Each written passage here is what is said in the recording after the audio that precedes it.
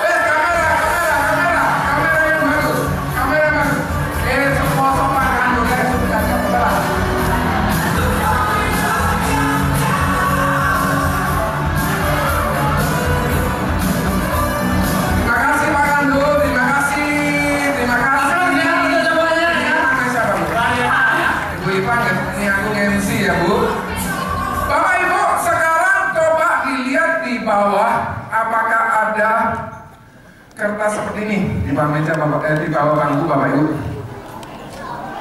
Yang ada di bawah ada mendapatkan hadiah. Segera. Siapa yang punya? Yang punya bisa maju ke depan. Nggak ada?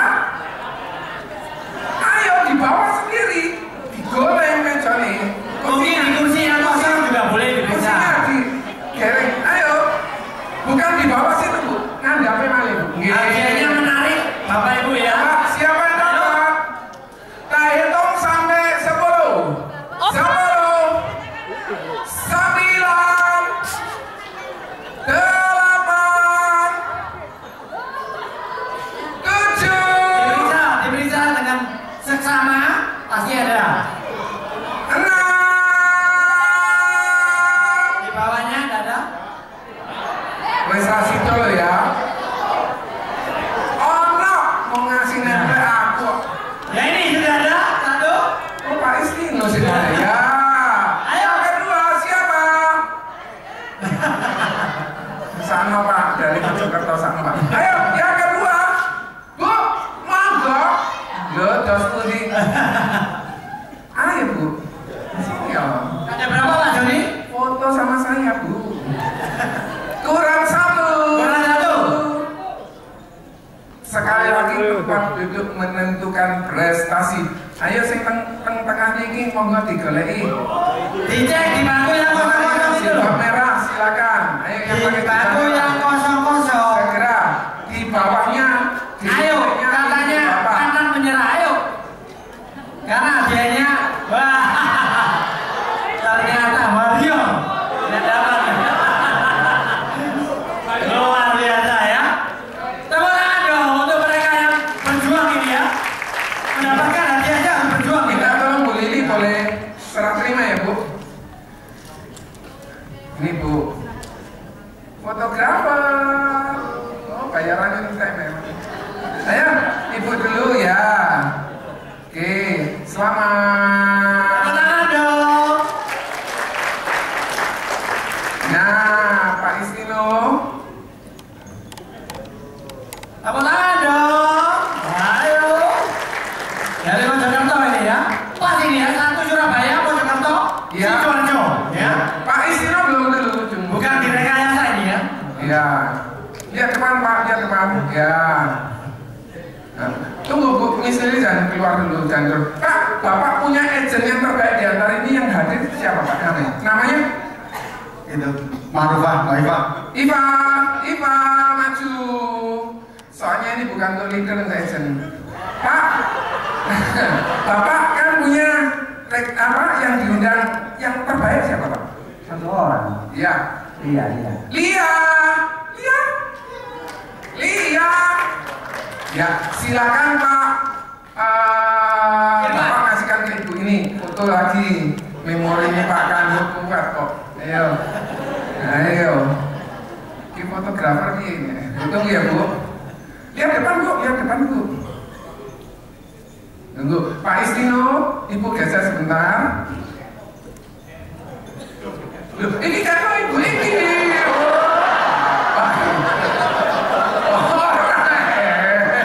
Bu, silakan Bu. Selamat. Oke, boleh berdiri berjajar di sini. Ayo berjajar. Miss Lili boleh maju depan. Pak Bintoro boleh kasih ke Miss Lili. Pak minta dong difotokan ya. Hadiah untuk Miss Lili. Karena Miss Lili ada orang yang pertama support kita, boleh kita kasih hadiah ya. Pak, Aplaus untuk Miss Lili ya. terus. Nah. Terus pokoknya level aku yang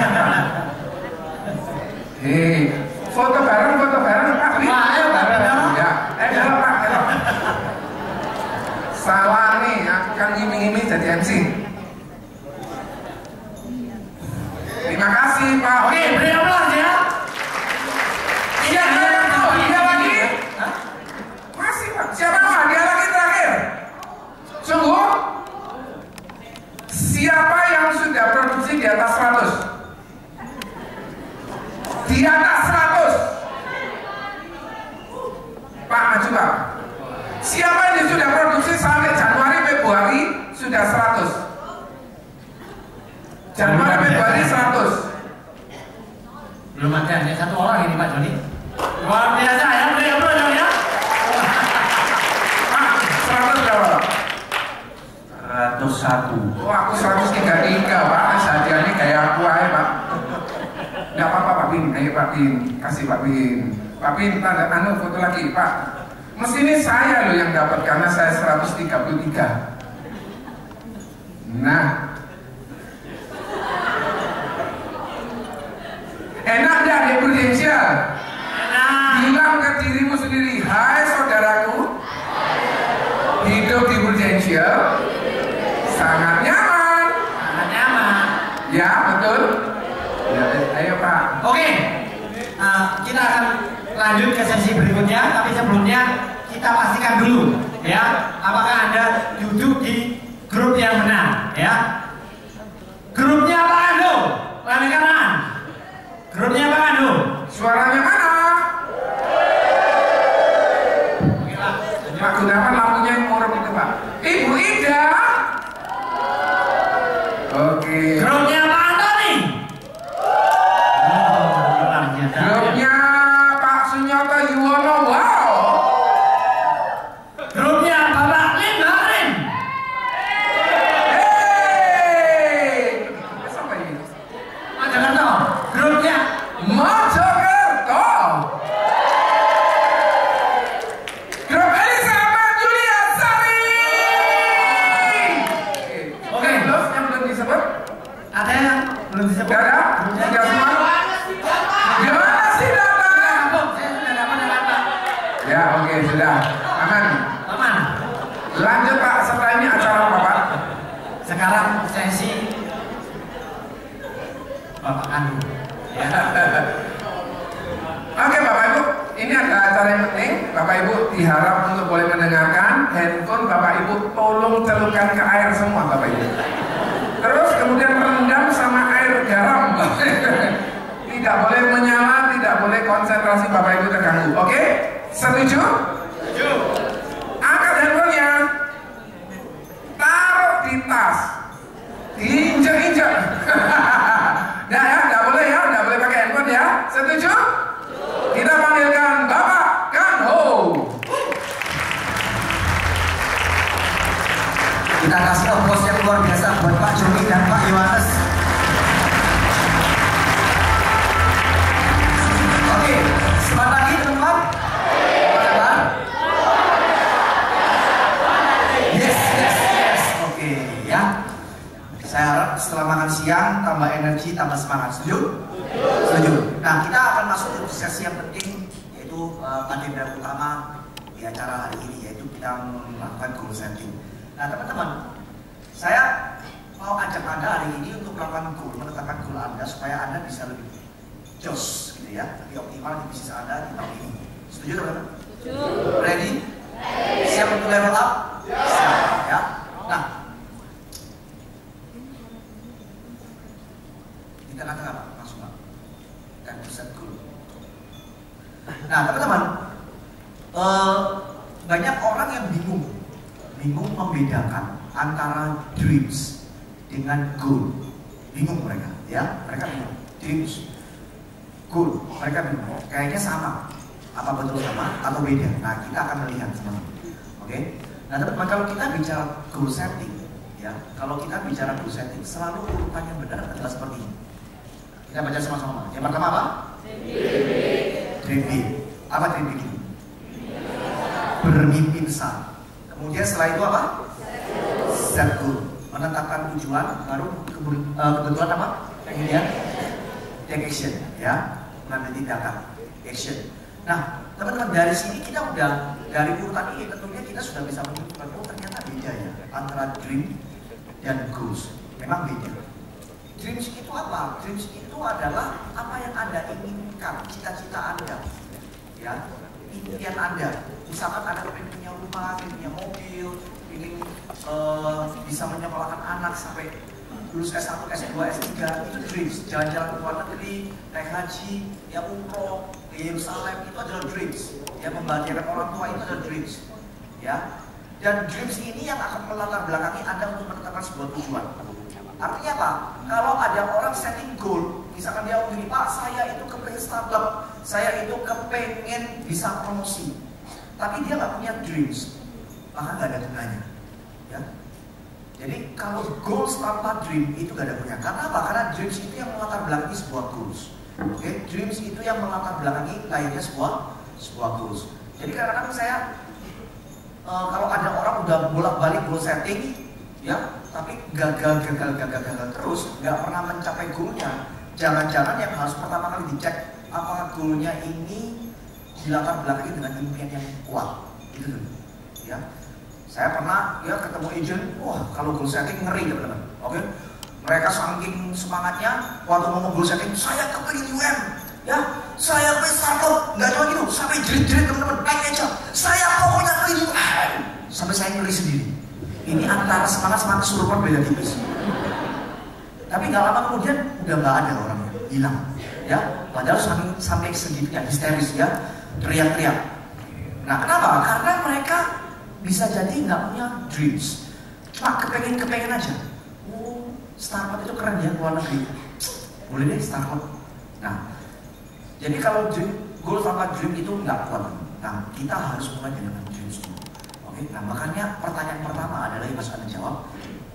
Pernah tahu iklan ini? Kita baca sama-sama apa? Ku tahu yang ku mau. Ini slogannya iklan minuman Sprite, ya. Saya nggak ada hubungannya sama Sprite dan saya bukan marketingnya Sprite, saya fokus di Prudential. Oke, tapi saya suka dengan slogan ini. Kenapa? Karena slogan ini sebetulnya pertanyaan yang menggeliti kita untuk berpikir sebetulnya apa yang kita mau dalam hidup ini, apa tujuan kita.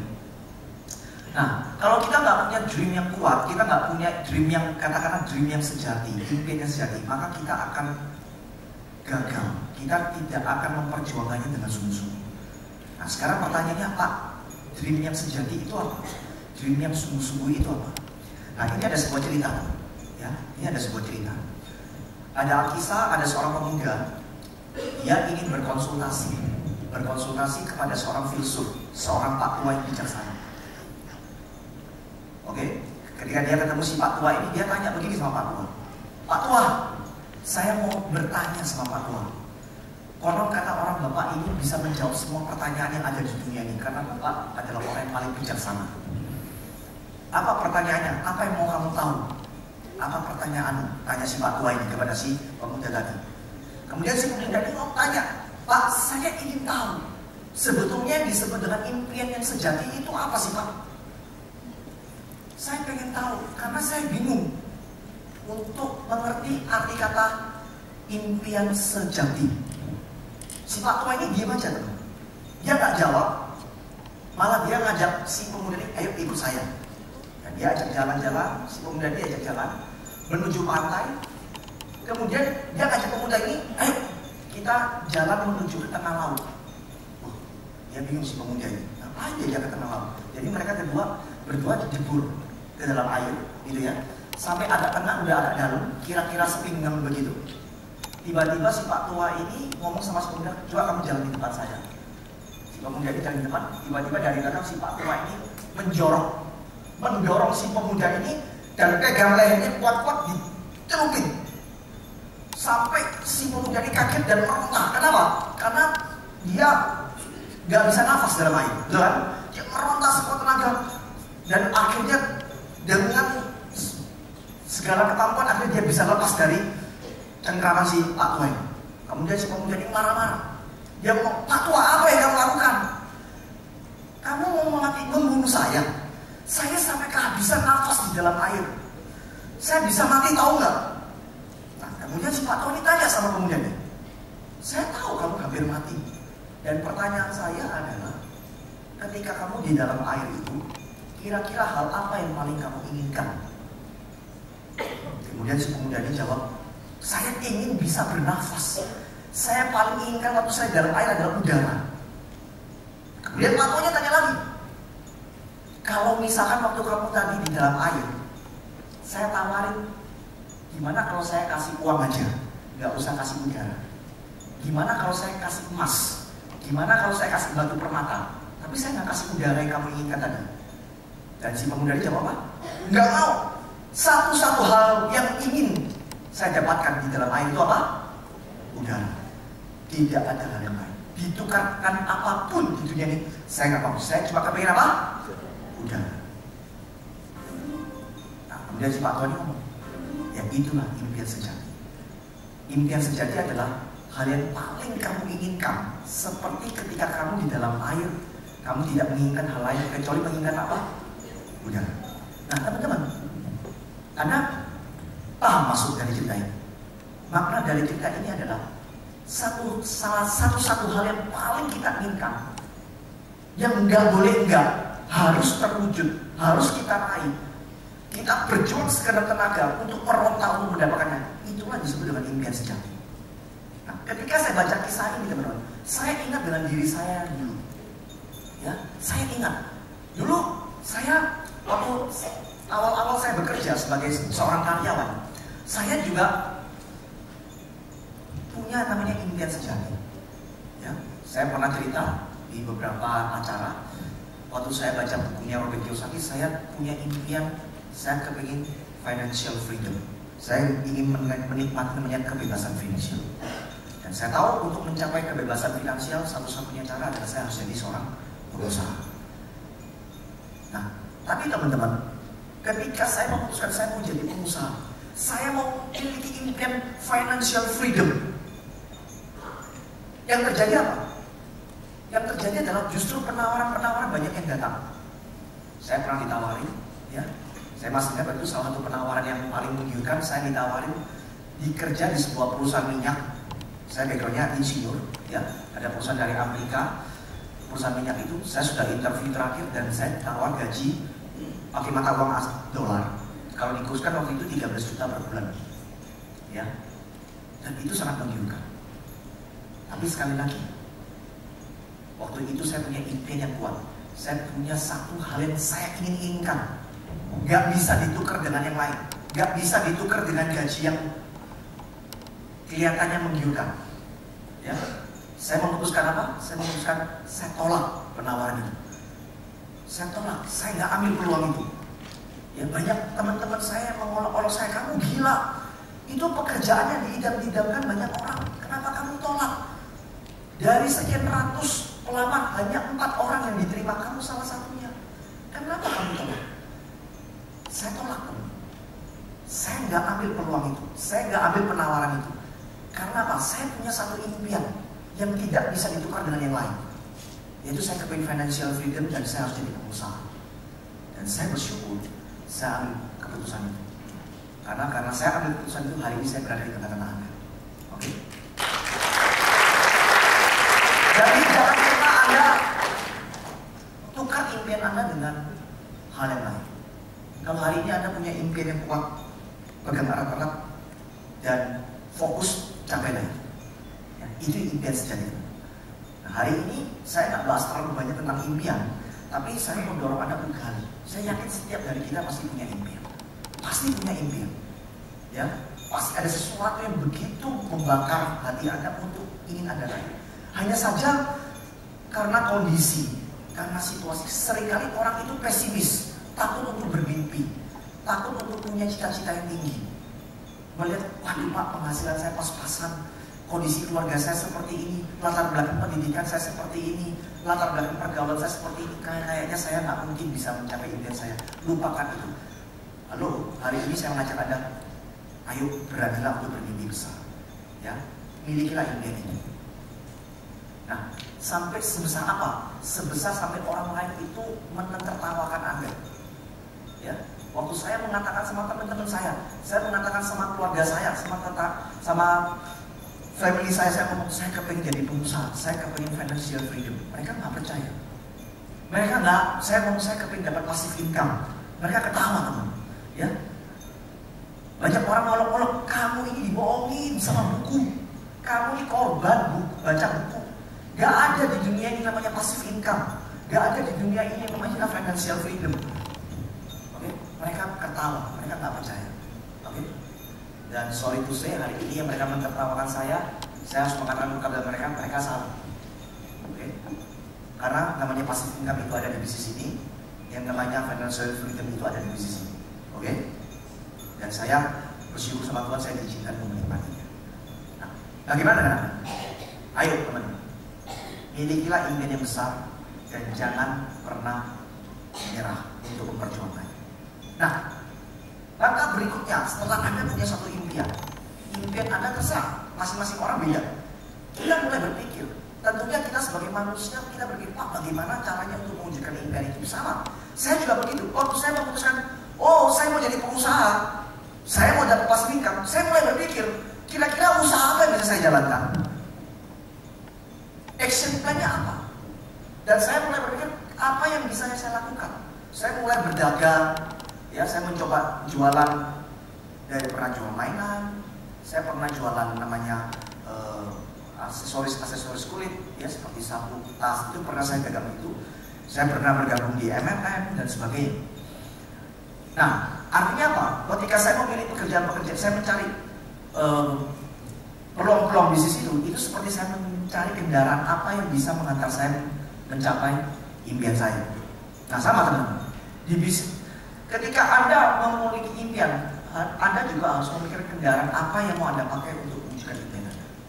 Dan kita bersyukur hari ini kita berada di kendaraan yang sama. Kita berada di kendaraan Prudential, bisnis Prudential. Oke. Kalau Anda tidak memilih Prudential, tentunya hari ini Anda nggak ada di rumah ini. Betul kan?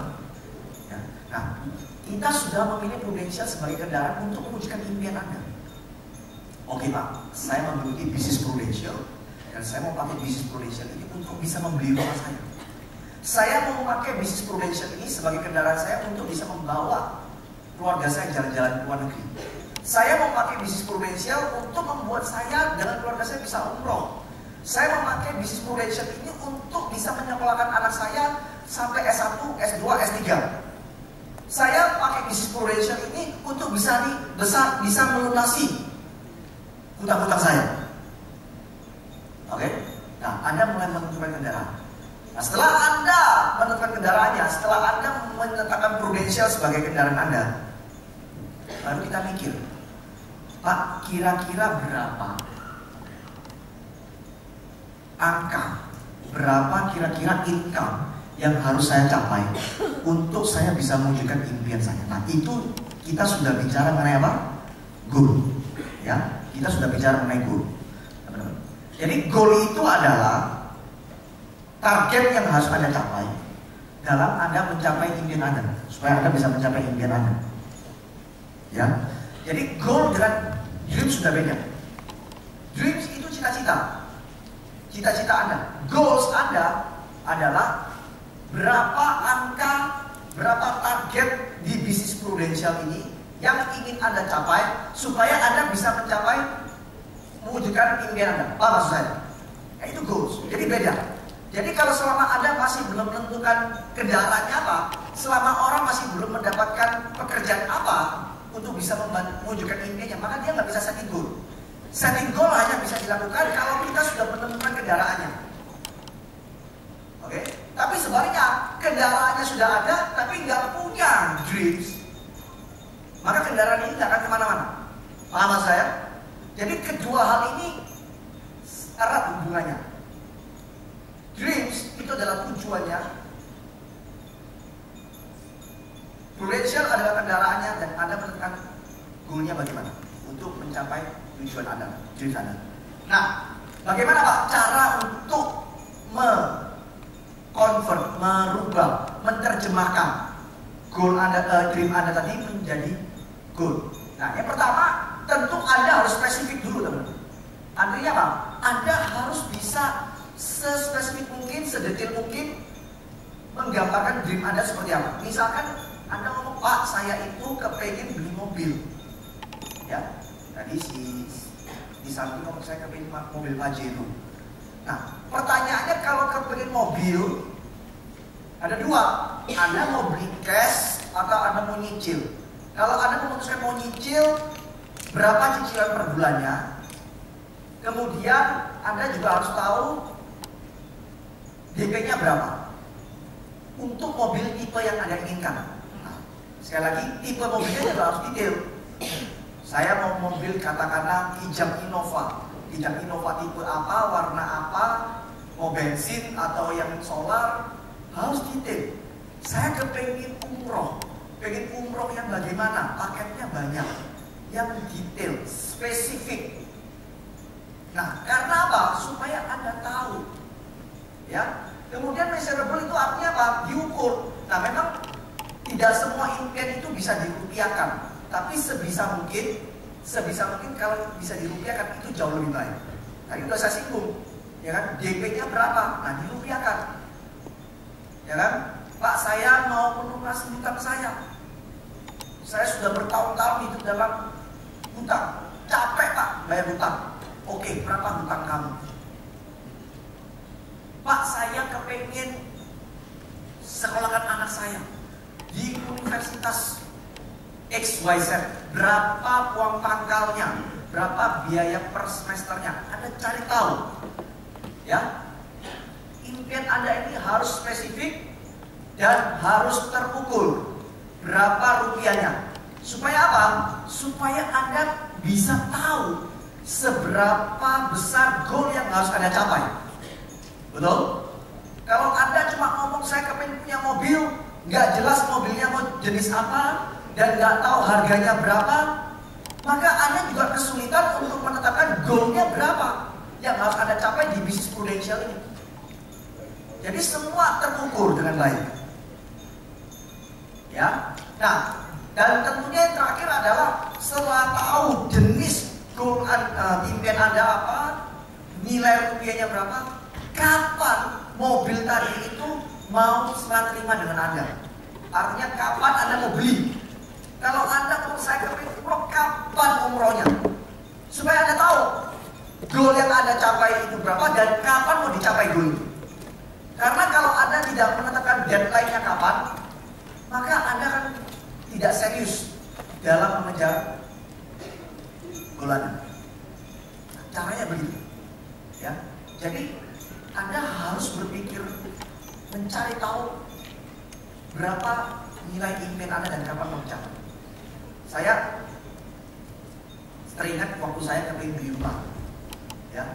Waktu saya kepingin beli rumah, saya itu hampir setiap minggu saya dengan istri saya itu keliling kota Surabaya dari satu perumahan ke perumahan lain, ya.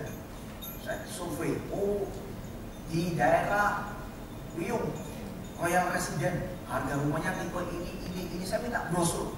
Saya lihat teman-teman, tipe rumahnya, harganya berapa, Citraland berapa, ya kan, Pakuan berapa. Saya survei satu persatu, ya. Jadi saya waktu itu kalau ditanya update harga rumah, saya nggak kalah sama broker properti itu, saya tahu persis gitu, ya. Nah, dan saya udah mau komitmen, pokoknya tahun depan kita harus beli rumah. Dan itu yang membuat akhirnya memotivasi saya untuk kerjanya serius, karena saya bisa mengatakan goalnya sekian, omset sekian yang harus saya kejar. Itu teman. Jadi supaya Anda lebih serius dalam mengejar goal Anda, kalau Anda punya 8 hal tersebut. Oke, sampai sini cukup jelas teman-teman, ya. Nah, berikutnya apa? Baru Anda hitung berapa penghasilannya, ya kan? Anda hitung, OAP-nya kalau saya mau sekian, DP rumahnya sekian puluh juta, sekian ratus juta, masuk uang sekolah sekian, butuh sekian. Saya butuh uang sekian, butuh penghasilan sekian dari Prudential. Kalau butuh penghasilan sekian, saya butuh omset sekian. Tentunya proses seperti ini, Anda butuh konsultasi sama leader Anda. Tanya sama leader Anda, minta tolong hitungkan, ya. Nah, nanti bisa Anda minta tolong. Nah, tapi prosesnya kurang lebih seperti itu teman, ya. Goal setting seperti itu. Jadi goal setting ini akan berarti sekali kalau ada goal, ada impian, maksud saya, ya, ada impian. Nah, setelah impiannya ditekan, baru bisa nyusun goal, bisa ngitung target, ya. Nah, berikutnya. Nah, tapi terlepas itu, yang tadi kita bahas tentang masalah personal Anda, pribadinya Anda, keinginan pribadinya Anda. Nah, tapi hari ini izinkan saya share kepada Anda semua bagaimana visi dari bisnis ini buat Anda semua, supaya kita punya satu visi yang sama. Nah teman-teman, ya jadi pertanyaan begini, bagaimana caranya Prudential bisa membantu Anda untuk mewujudkan impian Anda? Gak cuma impian jangka pendek, tapi impian jangka panjang. Nah saya mau berbagi visi, ya. Nah Prudential bisa bantu Anda memberikan Anda income itu dengan dua cara secara garis besar. Cara yang pertama adalah sebagai spesialis, yaitu selling. Ibaratnya kalau Anda dokter, Anda buka praktek pribadi. Itu cara yang pertama. Oke, Anda buka praktek, Anda terima pasien. Selling. Nah, saya akan tunjukkan kepada Anda. Kalau misalkan Anda selling, Anda sebagai spesialis, cuman jualan aja di Prudential, fokus jualan saja. Kira-kira berapa banyak penghasilan yang bisa Anda peroleh? Ya, dan saya akan kasih satu simulasi ini, perhitungan income Anda. Dan simulasi saya berikan ini adalah simulasi perhitungan income seorang agent yang berprestasi, bukan agent yang biasa-biasa. Ya, nah, misalkan, oke, sebelum masuk ke simulasi, ini skema income kita ya. Ini adalah skema income yang terbaru. Yang tadi sudah saya jelaskan. Tahun pertama 47%, tahun kedua 43,5%, tahun ketiga 45%, masing-masing 5%. Ya, nah, kita lihat. Misalkan ada satu agen yang mencapai start club 5 tahun berturut-turut, ini hebat gak kira-kira? Hah? Hebat ya, kalau ada agen seperti ini pasti disayang-sayang sama leadernya. Ya, gitu. Oke, ada agen 5 tahun berturut-turut. Sebagai informasi, target start club itu 540. Pak, start club itu apa? Nanti saya jelaskan lebih detail, tapi start club itu adalah penghargaan buat agen yang berprestasi. Jadi seperti William tadi ya, itu dapat start club, dapat jalan-jalan ke luar negeri. Nah tahun ini targetnya 540 juta, ya. Nah katakanlah saya ambil 540 juta ini sebagai patokan 5 tahun ke depan, setiap tahun 540 juta, ya. Kalau 47%-nya dari 540 juta itu income Anda sebulan 21 juta. Artinya apa? Kalau tahun ini ada startup ngepres 540 juta, income Anda tahun depan berapa? 21 juta per bulan. Besar? Besar sekali, ya, besar sekali. Nah, terus 540 juta kali 43 juta, 43% itu kurang lebihnya 19,5 juta. Ya, ini saya bulatkan, ya. Kemudian 5%-nya adalah 2 juta. Oke, ini tahun pertama, ini tahun kedua, ini tahun ketiga, 4, 5, betul ya? Oke, kita lihat sama-sama. Di tahun pertama startup, berarti income-nya berapa? 21 juta. Tahun kedua startup lagi, saya katakan 540 juta, persis. Berarti income Anda berapa? 40 juta. Jadi kalau ada 2 tahun berturut-turut startup, 2017 startup, 2018 startup, maka income Anda berapa? 40 juta. Besar? Besar, ya, luar biasa. Oke. Tahun ketiga startup lagi. Tahun ketiga komisi Anda berapa? 5%. Berapa income Anda? Kenaikannya? Cuma naik 2 juta. Ternyata kalau 3 tahun berturut-turut startup, income-nya nggak naik banyak. Kenapa? Karena komisi yang besar cuma di 2 tahun pertama, betul nggak? Ya. Tahun keempat startup lagi teman-teman. Income Anda berapa?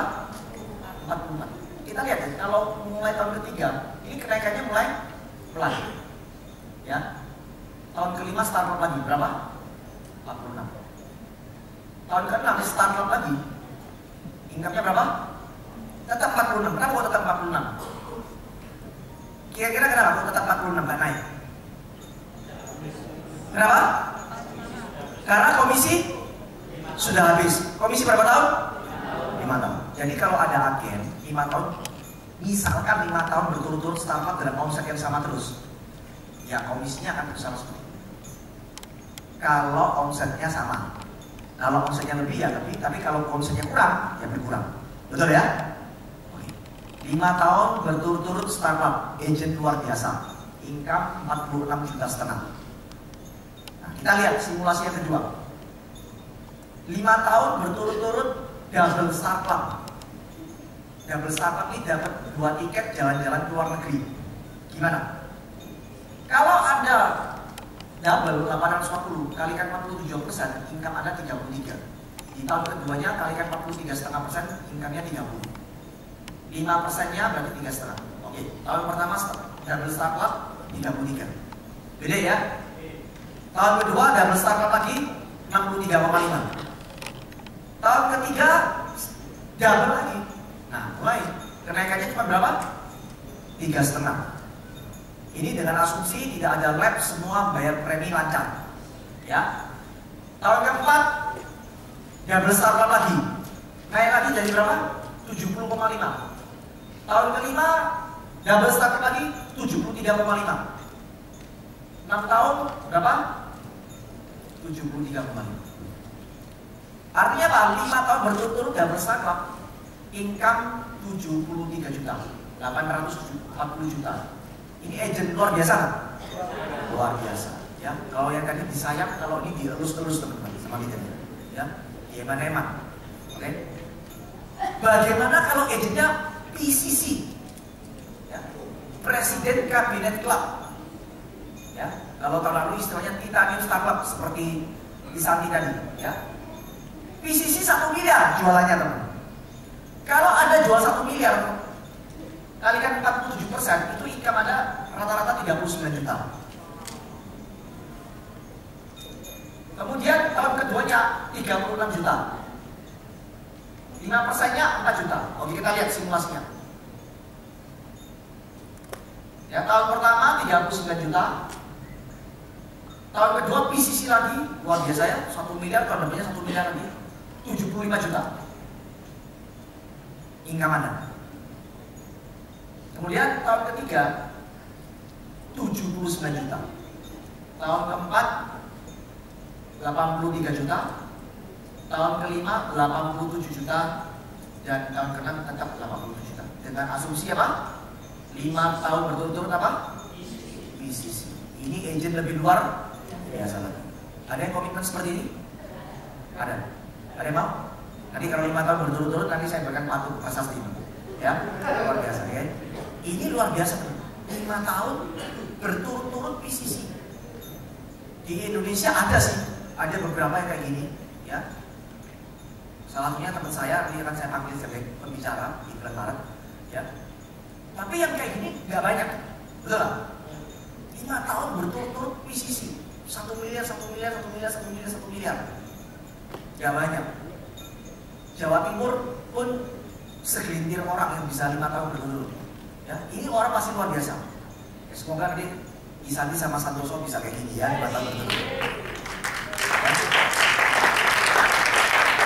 Nah, tapi yang mau jadi poin pembicaraan saya adalah bukan ini tidak luar biasa, ini sangat luar biasa. Tapi masalahnya 5 tahun berturut-turut pun ada 1 miliar tidak membuat income Anda jadi berapa? 100 juta. Enggak. Artinya apa? Kesimpulannya? Kesimpulannya adalah penghasilan yang diperoleh dengan cara jualan menjadi seorang spesialis itu memiliki limit, memiliki batasan. Kenapa? Karena punya keterbatasan namanya apa? Fisik. Yang kedua apa? Waktu, kemampuan.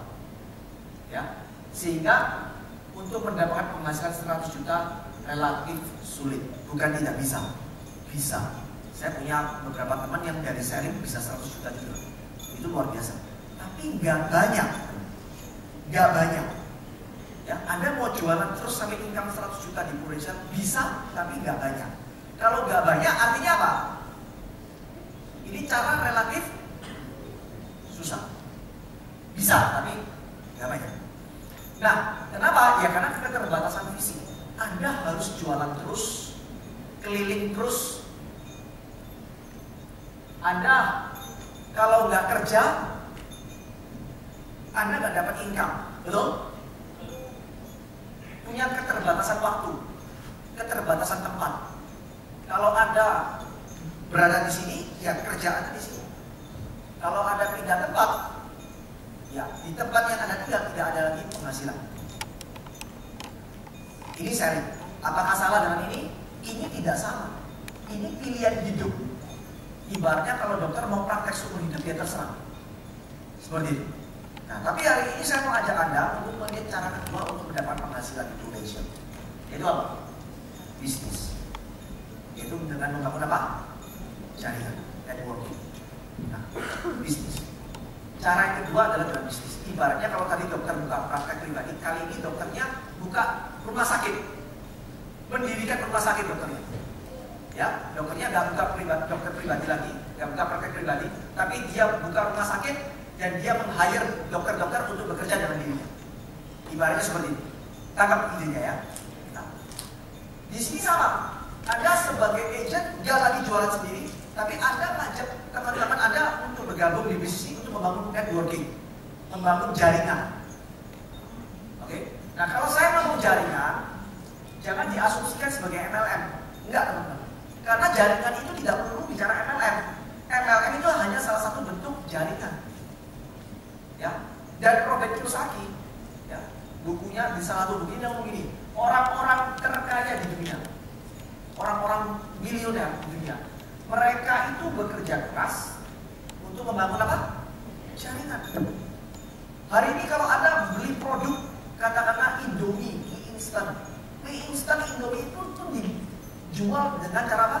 Jaringan. Dia menggandeng banyak retail, dia menggandeng banyak distributor. Betul lah? Gak mungkin karyawannya Indofood itu dari pabrik ngambil mie terus jual door to door, gak mungkin. Dia pasti akan lempar ke beberapa perusahaan retail atau perusahaan distributor untuk dibagikan lagi. Nah, itu jaringan. Ya, hari ini provider telekomunikasi, ya Telkomsel apapun, mereka juga kerjanya secara jaringan. Telkomsel menggandeng kios-kios, toko-toko retail untuk memasarkan produknya mereka. Semua, artinya apa? Bisnis apapun di dunia ini kalau mau besar harus bangun apa? Jaringan. Cuman masalahnya kalau membangun jaringan itu butuh cost, butuh biaya. Ya, butuh biaya. Gak murah. Bayangkan hari ini kalau Anda punya satu rumah makan rame, Anda buka cabang, berapa biaya investasi yang harus Anda keluarkan? Itu nggak murah.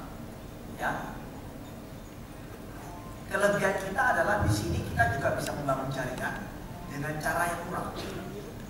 Ya, dengan cara yang murah. Oke. Dan jaringan ini sangat powerful. Sangat powerful. Suatu saat ada pertanyaan begini. Siapa ketika itu si penulis buku Robert Kiyosaki, dia tanya begini. Siapa yang bisa membuat hamburger yang lebih enak daripada McDonald's? Ternyata di ruang seminar itu banyak ibu-ibunya dan banyak ibu-ibu yang angkat tangan. Saya bisa buat hamburger yang lebih enak dari McDonald's.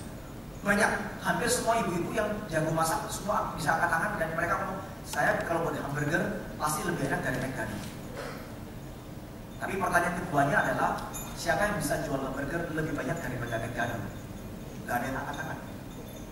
Ya, nah itu kekuatan sebuah jaringan.